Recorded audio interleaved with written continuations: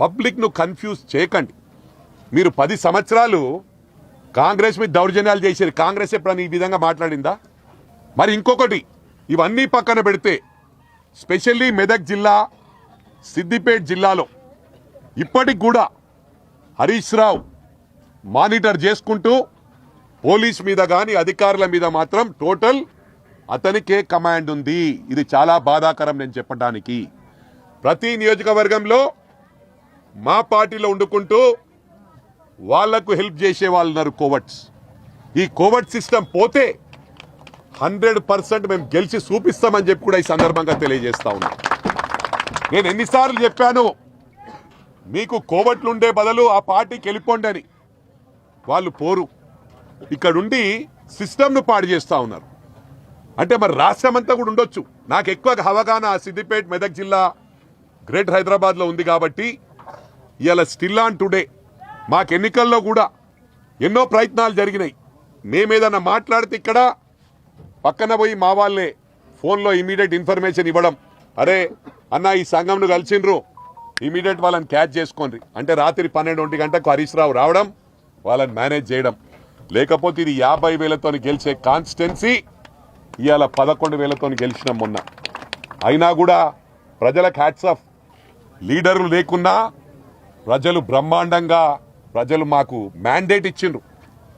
ఈ గ్రామంలో కాదు, మెదక్ నియోజకవర్గంలో ప్రతి గ్రామంలో మా సేవలు ఉన్నాయి, మా బోర్స్ ఉన్నాయి, మోటార్స్ ఉన్నాయి. ఒక ఊర్లో 20 బోర్లు ఉంటే ఒక ఊర్లో 25 ఉన్నాయి, ఒక ఊర్లో 30 ఉన్నాయి. మరి ఒక బోర్కి ఎన్ని పైసలు కావాలా? మేము ఈ రోజు కాదు, ఆనాటి నుంచి చేస్తున్నాం. ఇప్పుడు మా అబ్బాయే ఏ గ్రామానికైనా పోతే అరే ₹1,00,000 ఇచ్చినావు అని చెప్తుండ్రు, పాపా నువ్వు 1 lakh ఇచ్చినావంటే వాళ్ళకంటే 1 lakh ఏనాడు ఇచ్చిన? 20 సంవత్సరాల క్రితం ఇచ్చిన.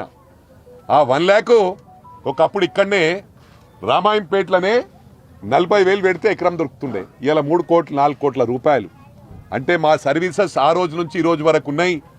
అన్ని సంఘాలకు, పార్టీలకు అతీతంగా, కులాలకు అతీతంగా పనిచేసినాం. ఇవాళ మా క్యాడర్ కూడా అదే విధంగా పనిచేస్తుంది.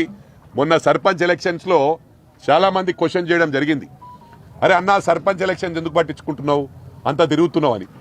నాకు బాధాకరం ఏంటంటే మాకు ప్రాపర్గా మేము గెలిచినప్పటికీ, ప్రజలు మ్యాండేట్ ఇచ్చినప్పటికీ మాకు ప్రాపర్గా క్యాడర్ లేకుండే.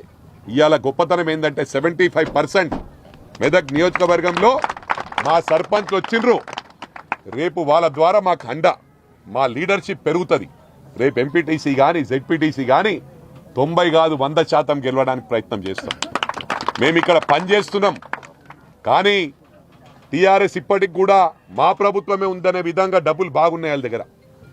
ఇప్పటికీ డబ్బులు ఖర్చు పెట్టే సత్తా ఉంది వాళ్ళకు. నేను ఒకటే విజ్ఞప్తి చేస్తా ఉన్నా, మన కార్యకర్తలను కాపాడుకోవాల్సిన అవసరం మనకుంది. సర్పంచ్ అందరికి కూడా రాష్ట్రంలో విజ్ఞప్తి చేస్తా ఉన్నా, ఎవరైతే కార్యకర్తలు మీకోసం కష్టపడ్డారో వాళ్ళు మనకు వెన్నుపూస, బ్యాక్ బోన్. వాళ్ళని మనం కాపాడుకుంటే రేపు మన రాష్ట్రం మళ్ళీ కాంగ్రెస్ ప్రభుత్వం వస్తుంది. వీళ్ళు చెప్పిన తీరు, వీళ్ళు ఎట్లా చెప్పినంటే అయిపోయింది కాంగ్రెస్ పని అని. అంటే ఏంది? ప్రజలను రెచ్చగొడుతుండ్రు, పెన్షన్లు రాలే అని.